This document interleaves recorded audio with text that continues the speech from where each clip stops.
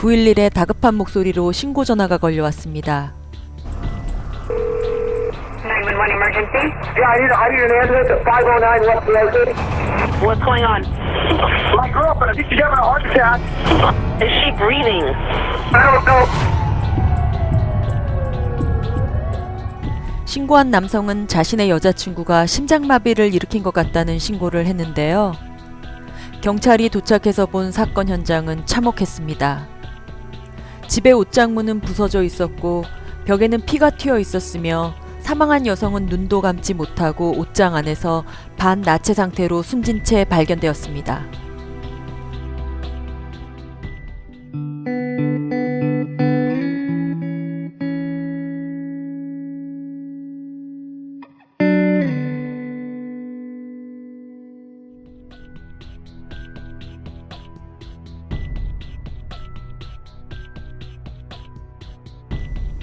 사망한 사람은 31살의 페르시아라는 여성이었는데요. 싱가포르에서 태어나 가족 이민으로 미국으로 건너왔습니다. 19살 되던 해 달력 비키니 수영복 모델로 일을 시작하게 되었는데요. 나중에는 프레이보이 잡지 모델, 포르노 무비, 카레이싱 모델로 활동했습니다. 그녀는 영화 단역 배우 활동도 했는데요. 러시아워 2와 분노의 질주에도 출연한 경력이 있었습니다. 앞만 보고 달려온 페르시아는 30살이 넘으면서 평범하게 살고 싶었습니다. 1년 동안 일을 하지 않으면서 시간을 보내던 중 친구들과 2009년 4월에 라스베가스에 놀러를 갔는데요. 그곳에서 45살의 브라이언을 만나 사랑에 빠지게 되었습니다. 브라이언은 네브라스카에서 태어나 고등학교 때 신앙적으로 거듭나면서 청년부 전도사로 활동을 하게 되는데요. 그가 목회자로 활동할 당시 마임과 설교를 접목해 사람들이 성경을 쉽게 이해할 수 있도록 설교하는 것으로 유명했습니다. 그는 20대 때 LA로 이사 오면서 단역 배우 생활을 잠시 했었고 리얼리티쇼 섹시한 미혼남에 출연해 그를 알아보는 사람들이 꽤 있었는데요. LA로 이사 온 그는 자신이 세일즈에 재능이 있다는 걸 알고 단역 배우 생활을 접고 핸드폰과 인터넷 비즈니스를 하면서 재산을 모으기 시작했습니다. 그는 전도사로서 성경을 진지하게 말하는 모습과 라스베가스에서 갬블을 즐기며 여자들과 파티하는 것을 좋아하는 두 가지 모습을 가지고 있었습니다. 어쨌든 그는 페르시아를 보고 첫눈에 반하게 되면서 그들은 결혼을 전제로 사귀기 시작했는데요. 재력이 있었던 브라이언에게 미래를 맡겨도 될 것이라고 생각한 페르시아는 2달 뒤인 2009년 6월에 그의 LA 아파트로 이사를 들어가게 됩니다. 그리고 그 다음 달에는 브라이언 부모님께 인사를 드리기 위해 네브라스카를 방문하기도 했습니다. 그러나 그들이 함께 산 지 3개월 뒤에 페르시아는 죽음을 맞이하게 됩니다.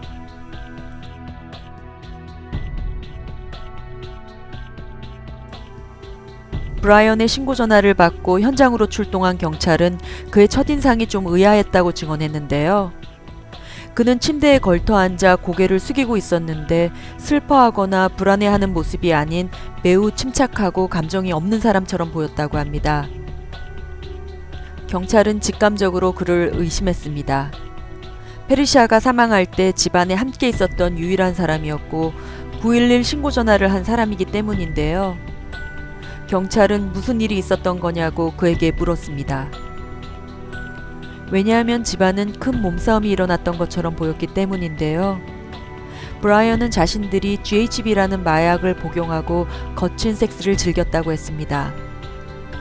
GHB라는 약물은 클럽에서 많이 사용하는데 사람을 졸리게 하거나 성적인 욕구를 높이는 것으로 유명합니다.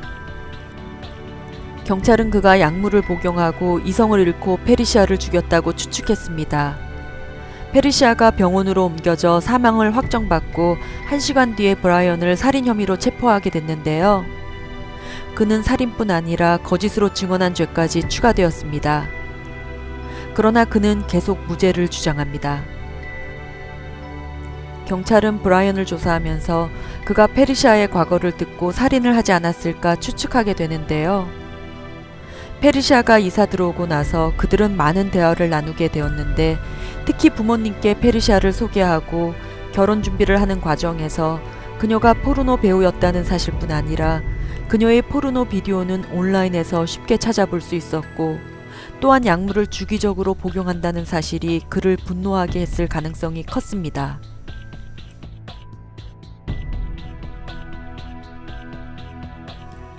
사건 하루 전날 브라이언은 자정이 다 되어가는 시간에 페르시아로부터 문자를 받았는데요. 당장 집에 들어오라는 내용이었습니다. 차를 몰고 집으로 향하는 동안 페르시아는 욕설을 써서 문자로 보내왔습니다. 집에 도착해서 이 둘은 싸우기 시작했고 얼마 뒤에 화가 난 페르시아가 GHB 약물을 집어들어 꿀꺽꿀꺽 삼켰다고 했습니다. 그들은 얼마 뒤 성관계를 하기 시작했는데요. 페르시아는 약물을 과량으로 복용했는지 침대 밑으로 떨어지기를 여러 번 하더니 결국 옷장 문 쪽으로 넘어지면서 문을 부수고 말았다고 합니다. 브라이언은 그녀를 침대에 데리고 오려고 했지만 그녀가 너무 무거워서 바닥에 있는 그녀에게 베개를 베게 해주었다고 했습니다.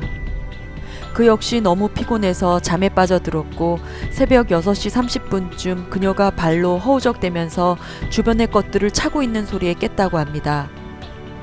그녀는 속이 쓰린지 몸을 이리저리 허우적대고 있었는데 그녀의 얼굴을 봤을 때 그녀는 아직 약물에 취해 있는 것처럼 보였다고 합니다. 한두 시간 뒤에 그녀는 괜찮아 보였고 잠이 든 듯 보였습니다. 그녀의 얼굴이나 몸에는 약간의 멍이나 긁힌 자국이 있긴 했지만 심각해 보이진 않았다고 합니다. 아침 8시 30분쯤 아래층으로 내려가서 자신의 회사 월급날이기 때문에 그는 전화를 받고 결제하느라 정신이 없었는데요. 모든 게 정리되고 11시 45분쯤 2층 방으로 올라와 봤더니 그녀의 몸에는 많은 상처가 나 있었고 보기에도 너무 끔찍해 보여서 그녀를 흔들어 깨웠습니다. 그녀는 아주 조금의 반응을 보였는데요. 그 후 5분 10분 사이로 그녀는 전혀 반응하지 않자 바로 911에 신고하고 CPR을 했다고 진술했습니다.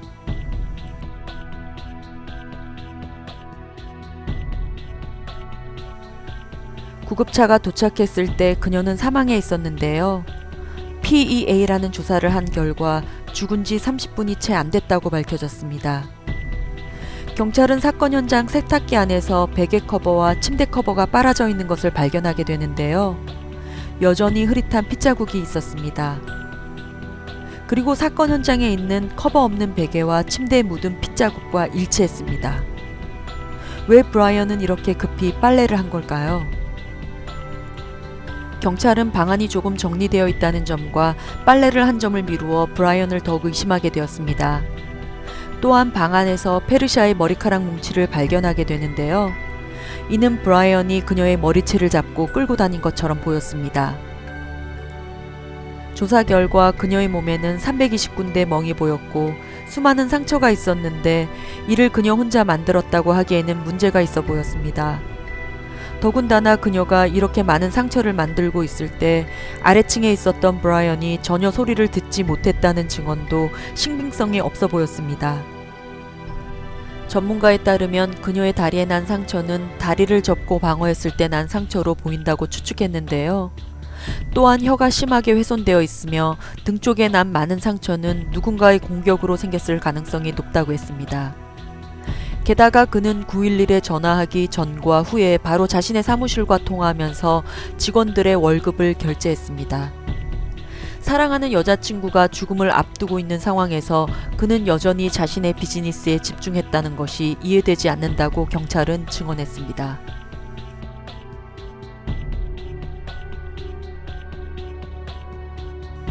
재판은 6일간 지속되었습니다. 브라이언의 변호사는 약물 과다 복용으로 인한 사망이라고 주장했는데요. 페르시아는 스스로 몸을 가누지 못해 부딪히면서 온몸에 상처가 났다고 변호했습니다. 여경으로 오랫동안 경찰 생활을 하고 은퇴한 트링카는 GHB 약물 전문가로 브라이언이 아래층에 있을 동안 그녀가 깨어나 다시 약물을 복용한 것으로 보인다는 소견을 냈는데요. GHB 과다 복용했을 때 자신의 몸을 못 가누는 비디오를 증거로 제출했습니다. 경찰 측은 오랜 경험으로 약물 과다 복용으로 인한 상처를 받고 그 상처와는 전혀 다른 너무 많은 상처가 그녀의 몸에 남아있다고 반격했습니다. 경찰은 고문한 흔적이라고 강력하게 주장하면서 증거 인멸까지 한 브라이언에게 최고형을 선고해야 한다고 했습니다.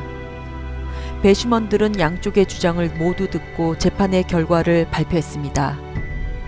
고문에 관해서 무죄, 살인 혐의에 대해서 무죄를 선고했습니다. 배심원들 중에 간호사가 한 분 계셨는데요.